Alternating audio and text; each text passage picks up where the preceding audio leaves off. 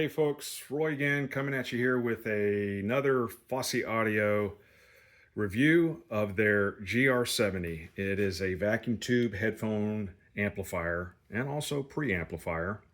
I'm not going to dive into technical details in this review. I just want to share with you my experience, what I think of this product, and compare it to another headphone amplifier, a Douk U3, and give my final thoughts and verdict on this unit here.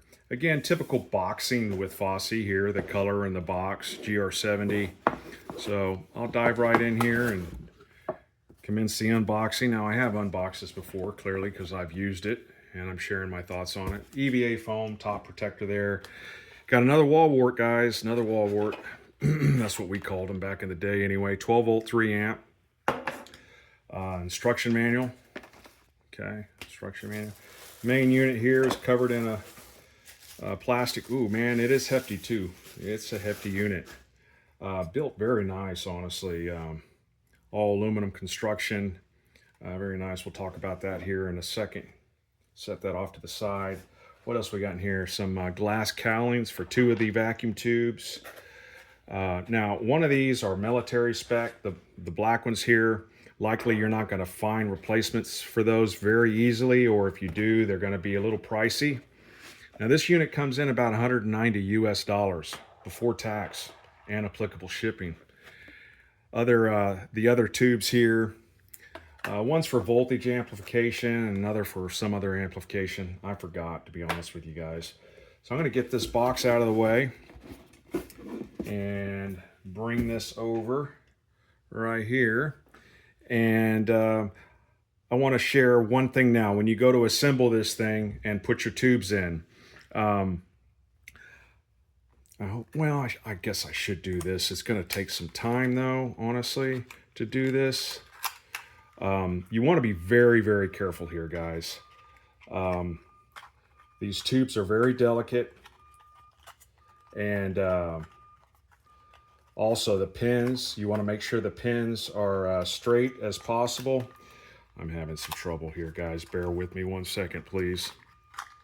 So these are the tubes you're likely to replace with others if you would like. These are 55, 56, 54W. Now you want to be very careful here when you line these up. Make sure these pins are not bent in. You don't want to force these tubes in, okay? You really don't. I'm not even going to force them in right now.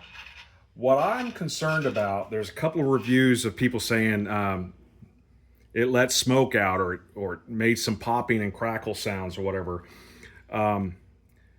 These mounts could be damaged if you're trying to align those pins and you push down too hard. So I want to emphasize, be very careful, inspect your pins, and heck, even use a little bit of deoxit for some, anti-corrosion and whatnot, and also lubrication so that they fit in. You can kind of see there, it looks good. That's just the heat they use. Just the heat. I'm just going to set that there, guys. I really don't want to mess with that. But anyway, that screws on there. And then this one here, I forgot here, there could be a key. There is a key. There's a key there on that center shaft, and you'll see a key there on the back side of this guy. So that plugs in just like that. And then this one plugs in just like this. Just like that. And that's what the unit looks like. Now bear with me again. I don't want to set these in and keep inserting them and taking them out. I really don't, guys.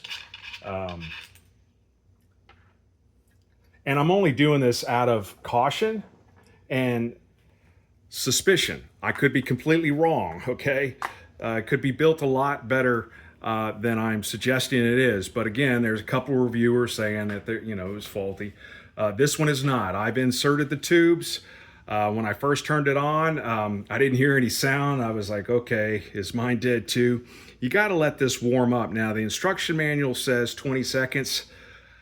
Honestly, I would let this warm up at least a couple of minutes, to be honest with you.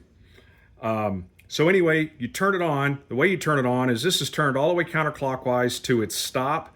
As you rotate it clockwise, there's a little bit of a detent, really soft detent, and that's power on.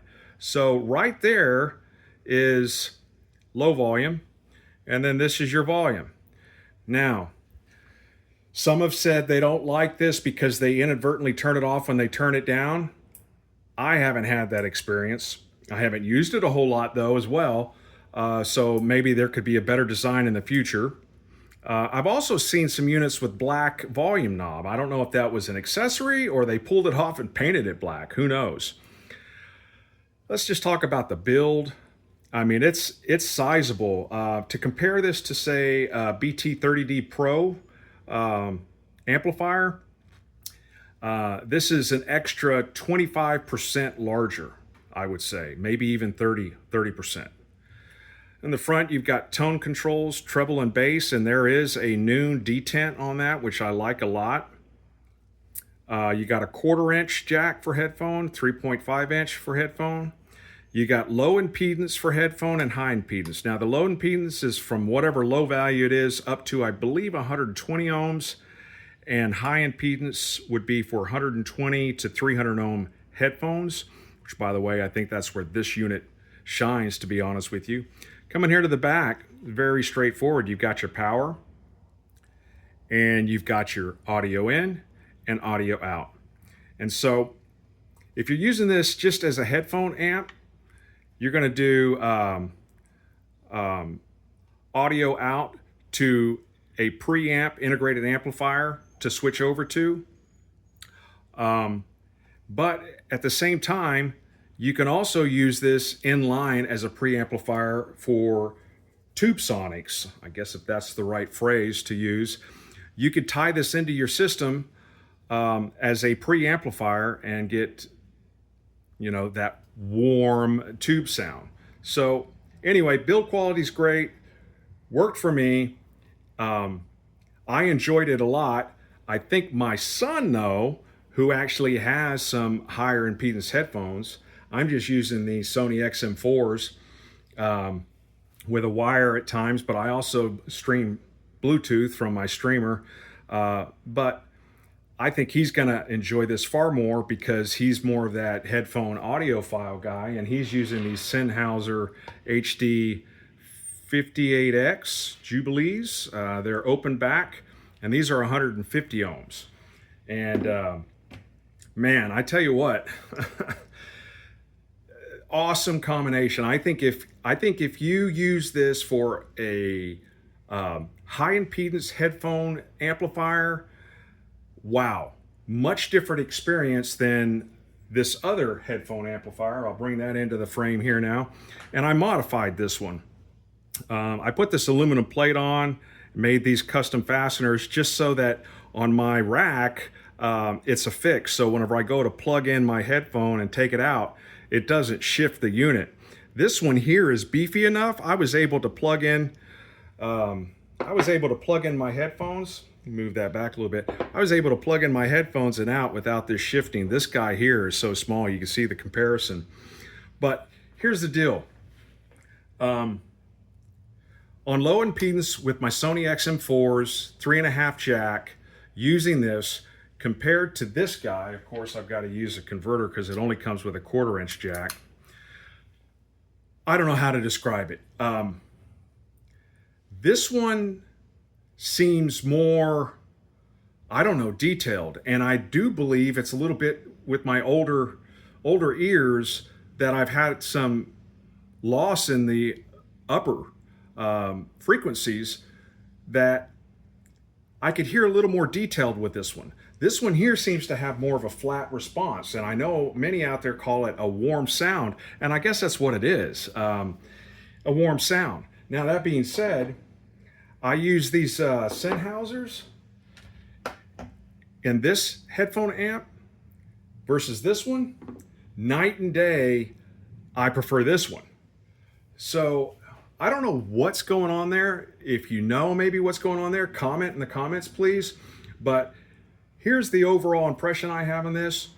I like this if I upgrade to better headphones, which that's what's going to happen here now. I'm going to stop using my XM4s, or at least use my XM4s for phone, Bluetooth listening, streamer listening. But when I want to really relax, listen to an LP, and have tube sonics come across to my ears in some nice open back headphones. By the way, I'm looking at the HD 600 or X600 version, the step up from these. That's probably what I'll end up getting. I'm definitely going to get another one of these if my son takes this from me, which he likely will. Again, I like it. I don't think I'm going to use it as a preamplifier for that warm tube sound, mainly not because it won't sound good or better. It might be just minimal on that.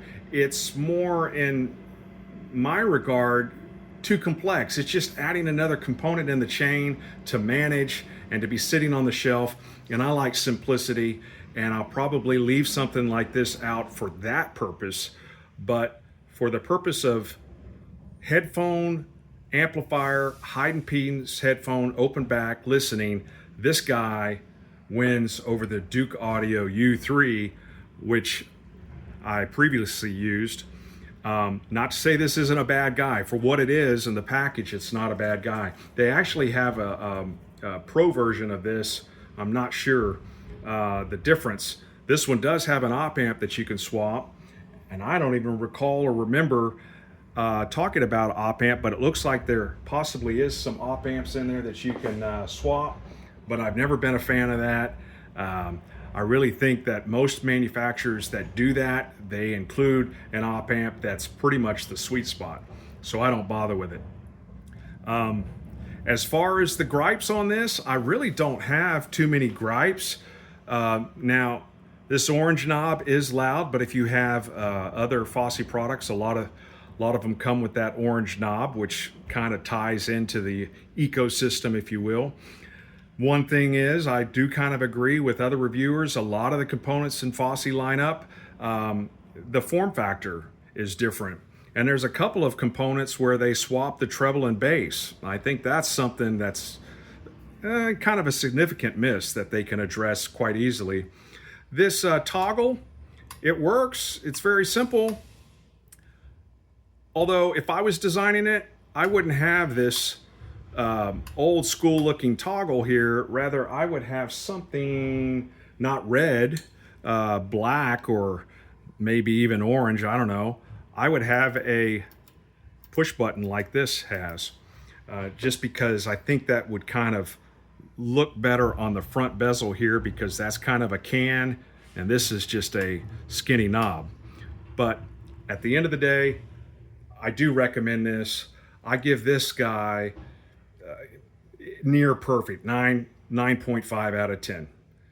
Have any questions, comments, please leave them in the comment section below. Thank you for watching. Until next time.